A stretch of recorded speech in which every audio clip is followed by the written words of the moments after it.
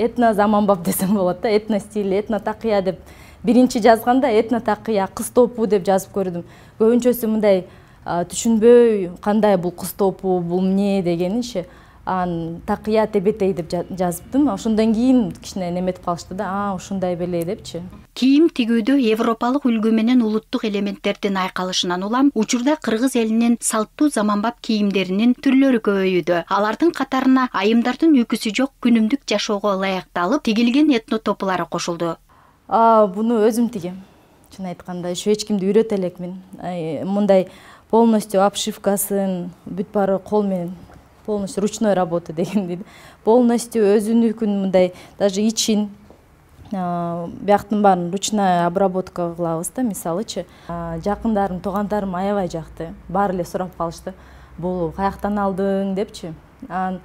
Ойлонуп, эми сатып көрөйүнбү деп интернетке чыгарып көрдүм. Кызыккандар аябай көп болду негизи деп.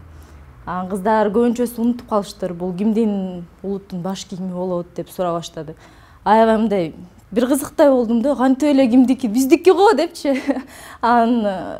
Кино тасмасын биринчи мугалим көрдүңүз беле, Алтынайды карап көрсөңүз десем, чын эле ушинтип кийчү го биздин кыздарыбыз.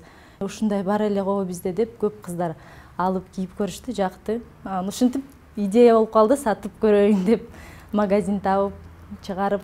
Автор кино тасмадан Алтынайдын тебетейин көрүп, үлгүсүнүн негизинде этно топлардын түрлөрүн иштеп чыккан. Жыйынтыгында ар түрдүү зер буюмдар менен шөкөттөп, өзгөчө заманбап топулардын топтомун чыгарган. Этно стилдин немесинде мындай оймолор менен аябай кызыгып, мына ошосун алып атышат да. Биздин кыздарыбыз аябай мындай биринчи коркуп аткам кийишеби депчи, жакпай калабы деп. Көрсөк биздин кыздарыбыз мындай деле стильный экен.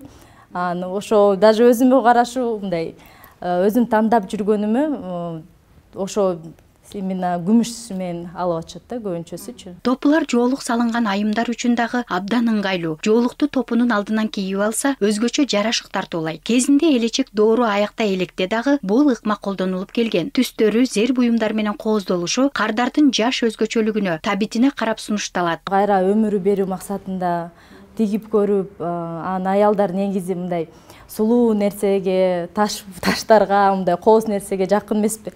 Ошондуктан кызыгып атышат да, мындай кичине заманбап стилинде тиккенде кызыгып атышат мисалы. Мындай жөн эле кара мындай узор кылып койсоң, бүтүп, мындай не менен кийем, анан окшошпой калат го. Кээбилер апалар уже билип калгандар болот, мындай этно стилди кошуп, неметип көрбөйсүңбү деп.